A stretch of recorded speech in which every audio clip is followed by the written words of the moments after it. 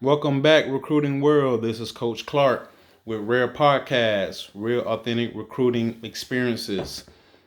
Today, we're going to be speaking about a great topic, um, which we call chicken fingers and sweet tea. First, before we get started, I hope everybody is doing well during this shutdown. Hope everybody is staying safe. We'll be back at the studio soon as they lift the shutdown. We'll have plenty of parents, players, former players to come on the show so you can hear it live from them. But until then, we're just going to keep rolling along and I'm going to keep providing this information out while the recruits and parents are sitting at home, and hopefully this advice can help you. So we're going to get right along and get started. Like I said, today's topic is chicken fingers and sweet tea. Excuse me. Everybody always asks me, Coach, what is chicken fingers and sweet tea? When you're on your recruiting trips and you're going live or you're showing the food, you're making the jokes, what's chicken fingers and sweet tea? Why do you always make that comment?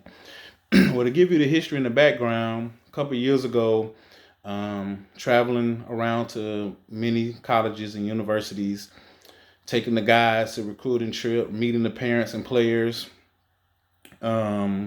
at the different universities, whether it was a junior day or whether it's a real game. One of the things you always had to pay for on an unofficial visit was your meal.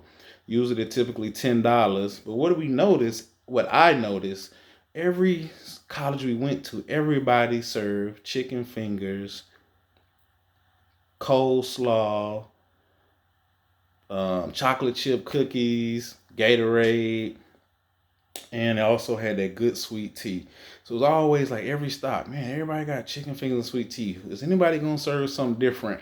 So I noticed it, and it was just a little joke that I just had myself.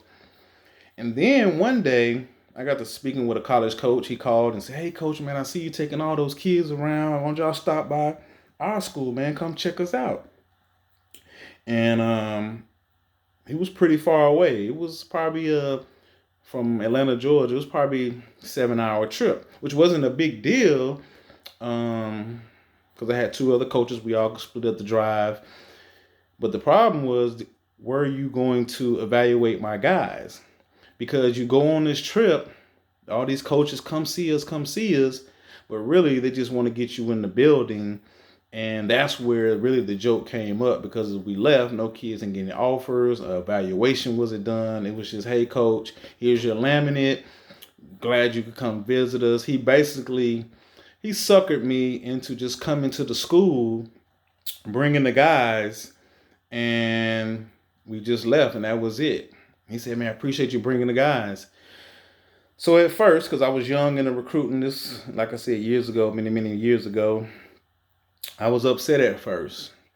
And I was like, man, never again you going to get me to drive this far.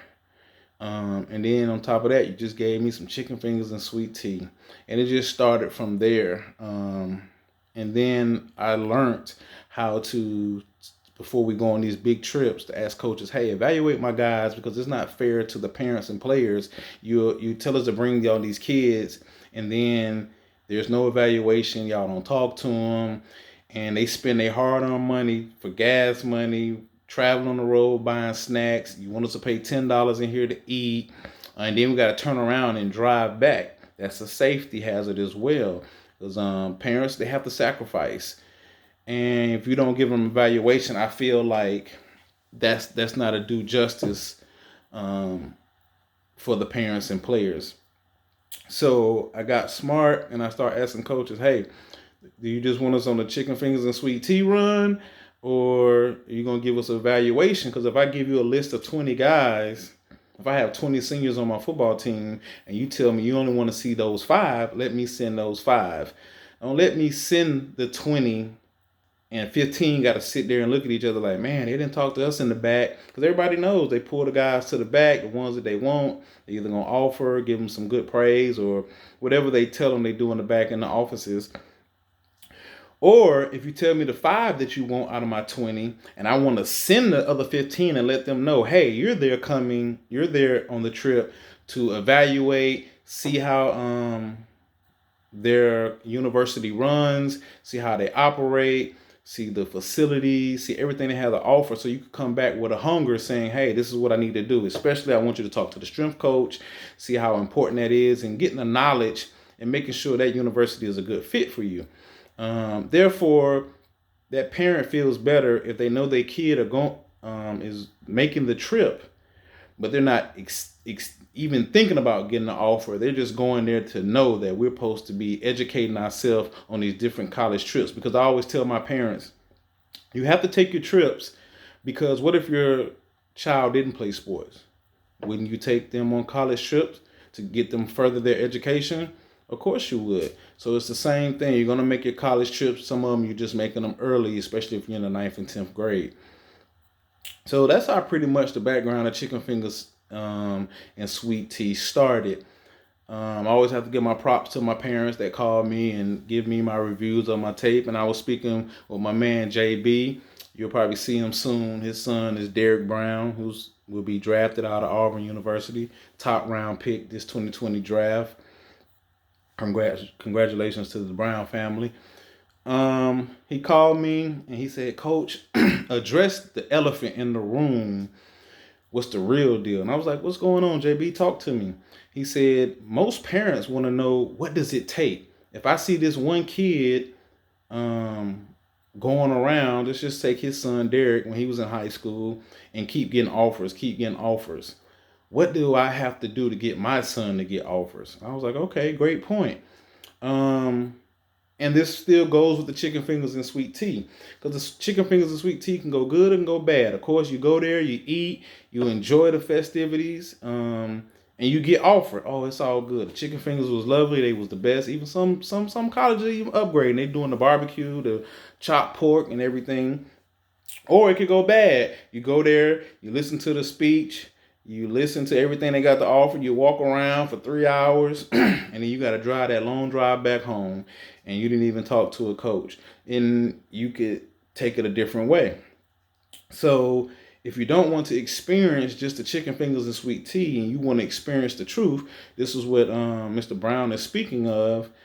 You have to go out and grind. And still go back to the steps I gave you on the earlier episodes. Number one, start with your high school coach. Before you go make a college run and go on a trip to go visit somewhere, which is nothing wrong. You don't have to get your high school coach's permission, but sit down with your high school coach and say, hey, coach, give me your opinion on what schools you think that we should take our child on to go visit. Let your high school coach give you your opinion. He's with your child every day, practice with him every day. He might have a great opinion on what levels, different universities you should go to. Should you be starting out in the SEC, the big Power 5 schools, ACC, or should you be going to the mid-majors or the D1AA schools or smaller schools, D2 schools?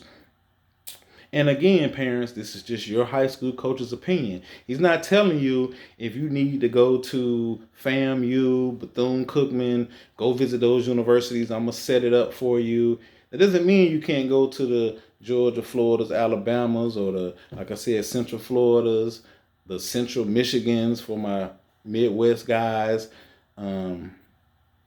He's just telling you what his opinion is. Sometimes you want to take all those tier schools, and therefore you can get the different experiences.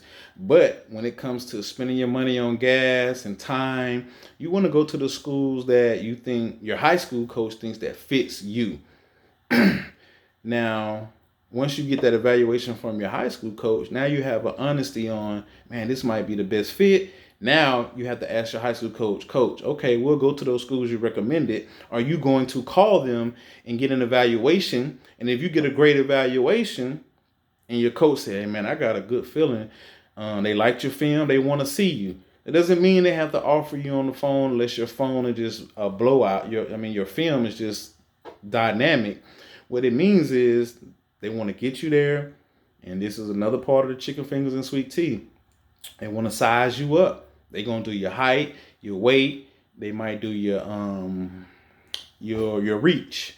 They're gonna do all the measurables to make sure you say who you really are on your huddle film. And then, they want to show you who they are, get to meet you, meet your parents, see your character background. How do you dress? Are your clothes on fit you good? Are you what's your character when you're presenting to them? How you talking to them? Are you able to have a conversation about your grades, about your test scores? Because these coaches are getting real um, tight, and they're having great conversations. And if you can't hold a conversation about your GPA, you should never, never, ever be able to shake a coach's hand, introduce yourself, and you say, "Hey, how's your grades?" And you say they are okay. You're supposed to say, "Hey, I got a 3.2. I got a 3.5. I got a 3.0. If you got a 2.5, let them know." But at least you're able to articulate what you have. So that means they know you're concentrating on your grades and your test scores. So make your chicken fingers and sweet tooth trip a great one. But start with your high school coach and let the coaches and the high school coaches take this key. Call these schools and get the evaluation for your players, and so they could know in advance. You could say, "Hey, I didn't get a good vibe from that coach. Kind of didn't like your film. He said he kept giving it. They hadn't get any feedback." Now you can cut that school off the list and add another school and say, "Hey, I checked your 5 schools. 4 of them I've got a good vibe. One of them I didn't. Now that's one you can take off the list and add another school." So you just have a process. It's all go back to the process of how you want to run your chicken fingers and sweet tea. And I just recommend that you start with your high school coach.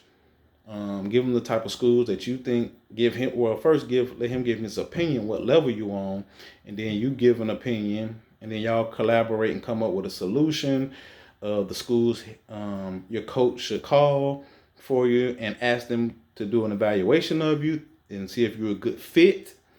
And if they think all the things are good, some schools might offer you on the phone. Some schools say, "Hey, we like everything we got. We just want he or she to come in and say, hey, if your huddle says 6'1", are you really 6'1"? If you say you 6'2", make sure your weight is correct." And like I said, just want to introduce themselves and you want to introduce yourself and make everything good. So know going in that, parents, when you make these trips and sacrifice, that you're just making an evaluation. If you get an offer, that's all extra on the top. So no trip is a bad trip if you know this rule going in, that hey, I'm gonna drive an hour, I'm gonna drive 3 hours, I'm gonna drive 7 hours. But we're gonna drive these hours to make sure that the university is a good fit first, because coaches change every year. Every November, December, you see them, they change in and out, in and out. But is this university, is this drive going to be a good fit? Am I going to be able to get to my child? If something is wrong, to support my kid, and all those good factors. Those are just the most important values when you just meeting with your coach and want to make the visits. Also, another thing, camps, chicken fingers and sweet tea camps. Now they don't have food at the camps, but I just call it chicken fingers and sweet tea with everything. And another great example, I was speaking to my man Kareem Robinson up in Baltimore about his son Mason Robinson. Is young, great talent, ninth grade kid. I think he's gonna be phenomenal. Got great parents, great background, and the kid is just hungry. Well, I set up a camp for him to go at Penn State. Defensive lineman kid, 6'4", a little bit over 200 pounds, just a freshman. And his dad was asking me, "Hey man, why should we go to this camp?" And I said, most definitely. If you're in the ninth or 10th grade, you gotta go, just jump in, because you get to see how these college coaches act. You get the work in and know what you need to come back at home and need to work on. If you do good and they recognize you, it's great. If you do bad, don't have a great day, it's okay, because you could still get better, come back, train with your trainer, get more stuff from your coach, get better, and then you might go your junior year or after you're going into your senior year, and then they knows, man, who is this kid? And they might didn't even remember you was just a young ninth grader, and small.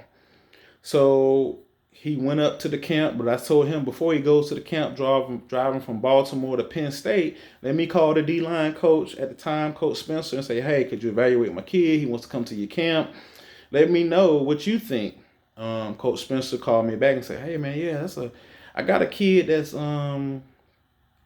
committing to me from that school, but I definitely looked at him and yeah, I want him to come get some work with me." And he said, "Coach, I know you do pretty good work." I said, "Yeah, Coach, I'm not looking for an offer. He just wants to come and get some work." And he said, "Man, definitely bring him in to me. Let him come work." But those are one of the things that helped because he just didn't go into a camp Coach Spencer was expecting him. So, um, when he got there, he said, "Hey Mason, I'm waiting on you. Let's get this work in." And it helped him because the coach called me back and said, "Coach, this kid is going to be the guy one day." He said, "Hopefully, we can get him here at Penn State in the next 3 years because if he keeps coming here every year and working, we definitely going to make ourselves available to them. He could speak good. He knew his GPA. Everything that I'm teaching him," he said, "I got a chance to meet dad. Great things for this kid ahead." But the dad recognized, Mr. Robinson recognized, man, it's a lot of kids here. Everybody's standing in line, but everybody can't talk to the coaches. Just too many kids, too many parents. They can't talk to everybody, so they try to talk to everybody as a group. But I think he felt like, man, now I understand the chicken fingers and sweet tea because what about some of the parents that made this travel, this journey, maybe more hours than I did, and they didn't get any evaluation. Did my kid do good? Did he do bad? What does he need to work on? Or he could be a senior. Did you get a chance to evaluate my huddle film? So you just have to understand there's different varieties of chicken fingers and sweet tea. But I think my general message to the parents and players is take lessons out of the chicken fingers and sweet tea. Don't get emotional. Don't get mad. And we're gonna have some parents on here. I'm gonna have some good parents after this shutdown, so you can hear it from the parents.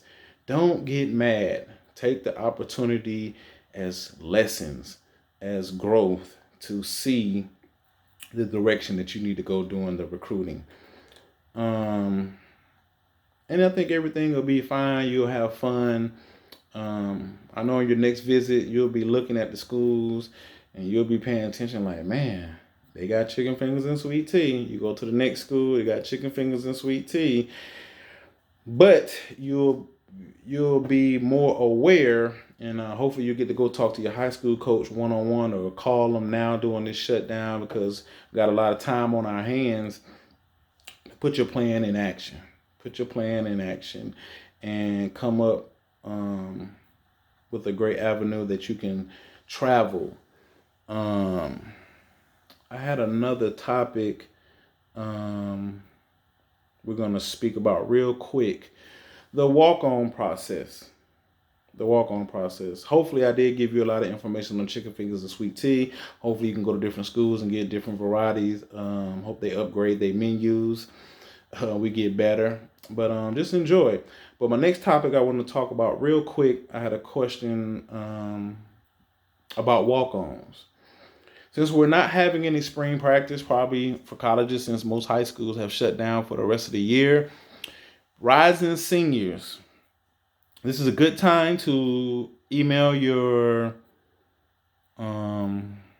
counselor, get a copy of your transcript, and especially when the school period is over, get a certified copy of your transcript and start looking up universities. If you haven't got any offers, you're a rising senior.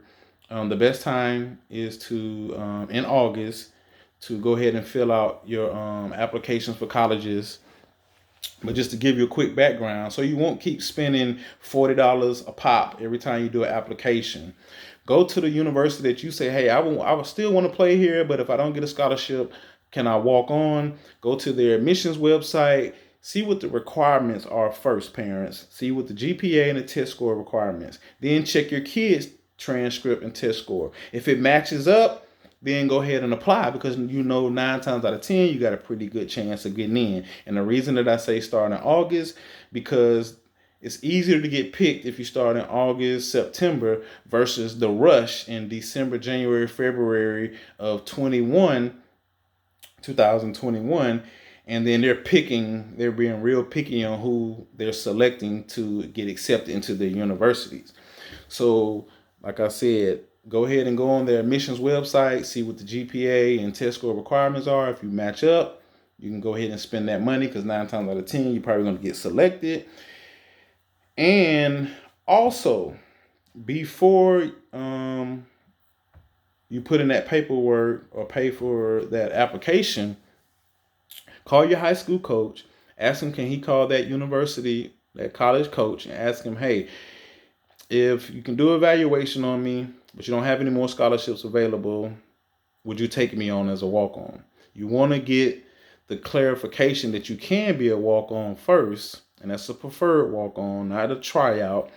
Ask your coach to make sure he asking it be a preferred walk-on. So now if they evaluate your film and say, hey, we don't have any scholarships left, but we'll take you as a preferred walk-on. Now if your grades can get you academic money and scholarships, use that because you're still to be going to school for free.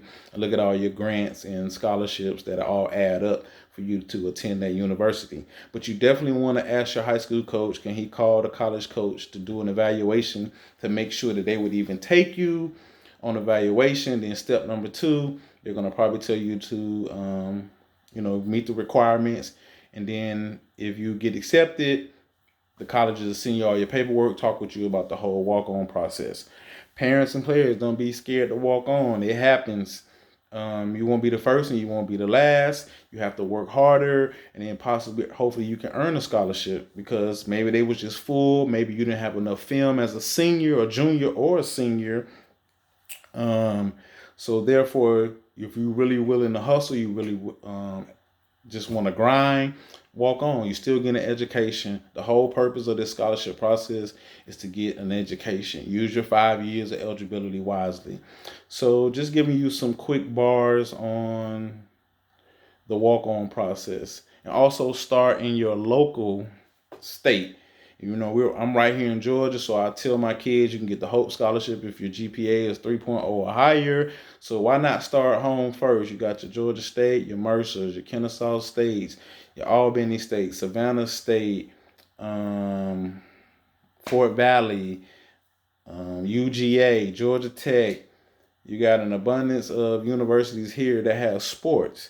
So if you can use your scholarship money to get in-state and in-state cheaper fees, start in your state first.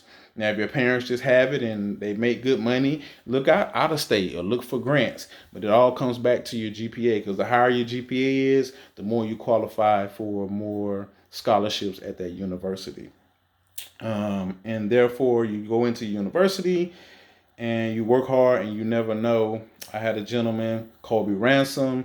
He went to high school right here in Atlanta, Georgia, had excellent high school grades, didn't have a lot of film because the system that he played in, it just really wasn't throwing the ball that much. And he had to walk on, and he still went to Georgia Southern for free with the Hope Scholarship and grants. But he worked his tail off so hard, and he worked through 3 different head coaches, and then he was finally awarded a football scholarship, and now he's graduated, got his undergrad, and then he played his final season, and now is working on his master's degree. That coach kept paying for his scholarship, and hopefully he should be getting his master's coming up, the end of 2020. So great job to Kobe Ransom down at Georgia Southern, and he also got to start as a wide receiver, enjoy college. So parents, there's nothing wrong, and players, nothing wrong with being a walk-on. You just know that you have to put on the grind because it's a different grind than a scholarship player, but it is a grind, and you just have to keep working at it. So those are just a few topics that I want to give the recruiting world today: the chicken fingers and sweet tea, and the walk-on process. If you had any more questions, comments, concerns, you can reach out to me. My Twitter handle is Coach Clark 23 or Athletic Trust 1, the number 1. Feel free to reach out. And parents, if you got any topics you would like addressed, players as well, high school coaches, this show, R.A.R.E Podcast, is all about solutions. This is not pointing a finger at anybody. We're just trying to come up with solutions. I'm not always the answer, but I definitely want to be a part of the solution. I want to help these young men and women out here and these parents to just have the advice, because 100% of this is all knowledge. And we want to give here real, authentic recruiting experiences. I appreciate your time. I hope everybody's taking care. Peace and blessings during this shutdown. And we'll see you soon on the next episode. Thanks and have a great day.